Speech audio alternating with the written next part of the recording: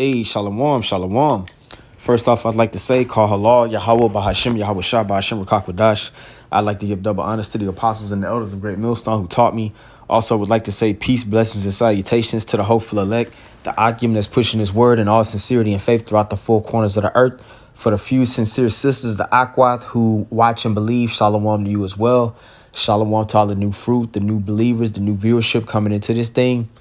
Just back with another lesson, and also would like to add Shabbat Shalom, because we're in the back end of the Shabbat, the Sabbath, and it was just put on my spirit to just speak on how we put our hand to the plow and doing this work of the Lord, which we know that our work and our reward and our labor of love is not gonna be unrewarded, like it says. I'm loosely paraphrasing Hebrews the 6th chapter, but in order to receive a reward and ultimately to receive that rest as the elect of the nation of Israel, we have to finish our course. We have to finish our work.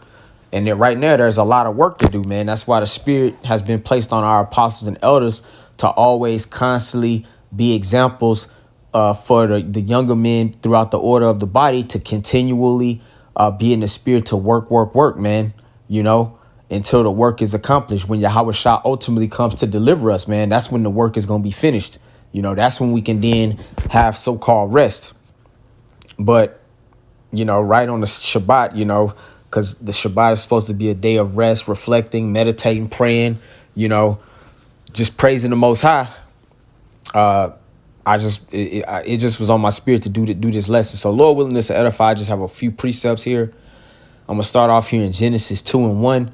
It says, thus the heavens and the earth were finished and all the host of them. So when you go into Genesis 1, the creation story, just each day, the Lord just had different elements of creation that he was going through that process.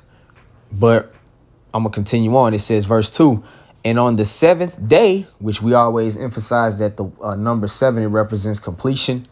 It says, and on the seventh day, the Most High ended his work which he had made, and he rested on the seventh day from all his work which he made. And the Most High blessed the seventh day and sanctified it, because that in it he had rested from all his work which the Most High created and made. So the point being made, even the Most High, in a complete fashion, once the work was in a complete state, he even rested.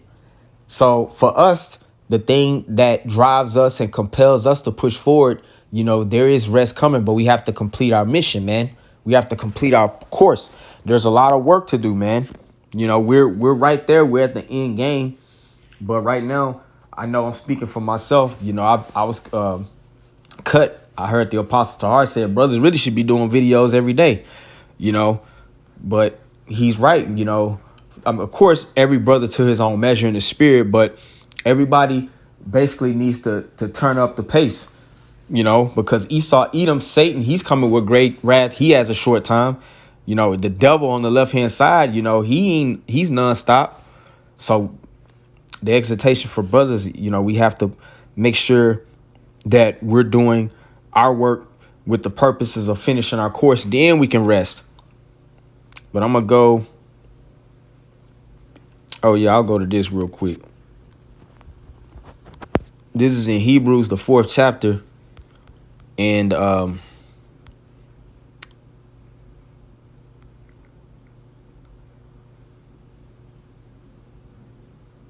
I'll just start at verse 10, just backing up what I read in Genesis 2. Hebrews 4:10, for he that is entered into his rest, he also has ceased from his own works as the Most High did from his. So that was an example how the Most High, he ceased from his own works, after the creation, after it was finished, after his work was completed. Okay.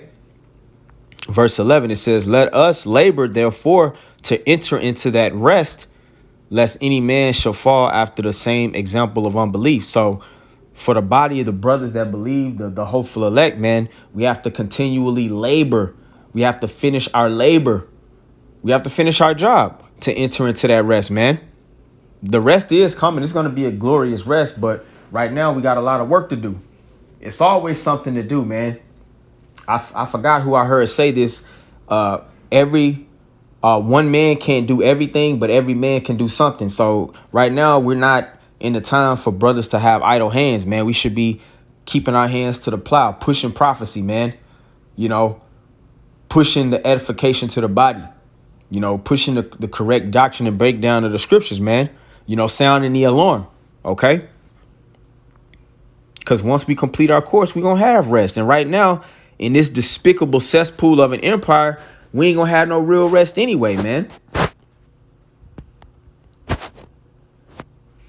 Everything here is tainted. Everything's defiled and polluted, you know.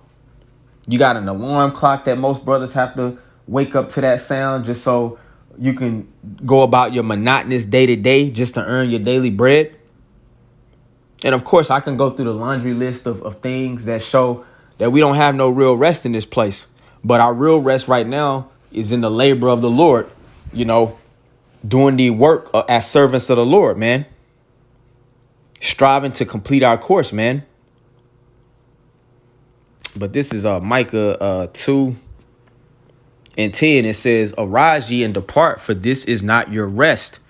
And Babylon the Great, which we know according to prophecy is talking about America, man. This is not our rest. You know, we ain't had no rest since we were brought over here. Start with our ancestors and forefathers, you know, on those cargo slave ships. It's just been nothing but just hardcore oppression and servitude, man. You know? So really it's talking about taking your mind and your spirit and your goodly energy out of this place, man. Because at the end of the day, the kingdom known as Babylon the Great America, man, is going to be destroyed. Right now, it's all types of turmoil going on over there in the Israel-Palestine area, the Gaza Strip region.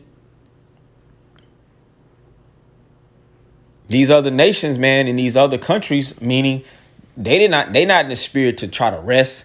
Because even just looking at our people, Jacob, the Israelites, man, it says Jacob was a plain man who liked to dwell in tents. You know, by nature, our people like to chill, listen to good music, eat good food, just be at rest. But right now, it's just not the time. The scripture says when you read in Ecclesiastes, the 3rd chapter, that there's a time for every purpose under the sun. OK. But this is back in Micah 2:10. It says, "Arise ye and depart, for this is not your rest, because it is polluted. It shall destroy you even with a sore destruction." So everything in this place is completely polluted. And if you're entangled, if your mindset is just caught up in this place, man, you're going to be destroyed with the sore destruction. OK? Because we ain't going to truly get rest until we enter the kingdom of heaven, until righteousness is established in the earth, till we have the heathens and the main chief enemy heathen number one, Esau, Edom, till we have them in chains, man. That's when we're going to be able to enjoy rest. You know, the scriptures even talk about the Israelites, once they're in power, the whole earth is going to be at rest.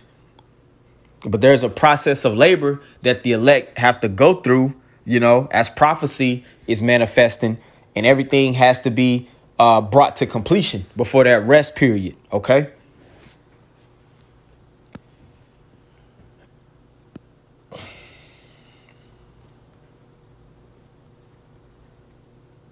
And I'm not saying like be unbalanced, like brothers ain't gonna go to sleep at night. And, you know, if you tired after you get from work, if you want to take a nap or something like that. No, I'm not talking about that. But I'm just talking about those lazy demons that jump on us, man, to where we're hindered from doing what we know we're supposed to do at times. You know, we just need to focus on doing the work and putting the Lord's ministry first. More and more, being in the spirit just to do more, you know, based on your measurement and your capacity in the spirit. Just everybody needs to at least strive to do more. It's a fight, you know, and we're coming into those championship rounds, man, you know, where we can't afford to be gassed. We got to press, you know. But I'll read this and I'll end out the short lesson. This is Isaiah 62:6. It says, "I've set watchmen upon thy walls, O Jerusalem, which shall never hold their peace day nor night. Ye that make mention of the Lord, keep not silence." So the watchmen, you know, that in the ancient world, they were called the prophets, or the prophets were called the watchmen or the seers. And Jerusalem is always a people before it's a place. It's talking about you Israelites. OK, you so-called Negroes, Latinos and Native Americans. that have been scattered throughout the four corners of the earth according to prophecy. So we're not supposed to hold our peace day or night. That's why, starting with our apostles and elders, the men throughout the order of Great Millstone, and any Israelite that's teaching the right doctrine, man, we're not keeping silence. Brothers putting up videos on these YouTube channels and other platforms that are out there, day and night, going out on the highways and the byways, making our bodies a living sacrifice to teach, keeping not silence, putting in that work, because we seek rest, but we know that we have to labor to enter into that rest.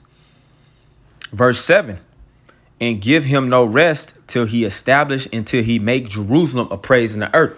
So we ain't even supposed to give the Most High no rest as far as our respectful pleas and begging and prayers that he establish and make Jerusalem a praise back in the earth again, man. So that process hasn't been completed. So right now, we're not in the time to just be really just chilling like that. Not saying that brothers is not going to chill and just have leisure time. I'm not saying that. But the point I'm making is the times that we in, everybody just has to examine their own spirit and just try to do more. Just try to use more of your gifts that the Most High is giving you. OK, because ultimately it's going to lead to rest once everyone's work. Once the ultimate work of prophecy has been made manifest, once Yahweh Shah comes to crack those clouds, once the destruction of America takes place and we set back up in the kingdom of heaven, then we can enjoy rest. So this is just exhortation for the body that we're close, man. We're close to the end of this thing. So we just got to push harder, man. Even like if you're in your shift at your job, if you got like an hour or two left, you're going to try to close out that shift. You're going to go harder. Knowing that maybe when you get home, your woman, she might have something cooked up for you. You can maybe sip on some wine. You can watch the videos, So just using like a carnal example, we're at the end of this thing. So everybody just has to do more. So with all being said, Lord willing, this edified. I want to give all praises to Yahweh, Bahashem, Yahweh Shah, Bahashem Rakakwadash. Double honors to the apostles and the elders of Great Millstone. Shalom, peace and blessings to the elect.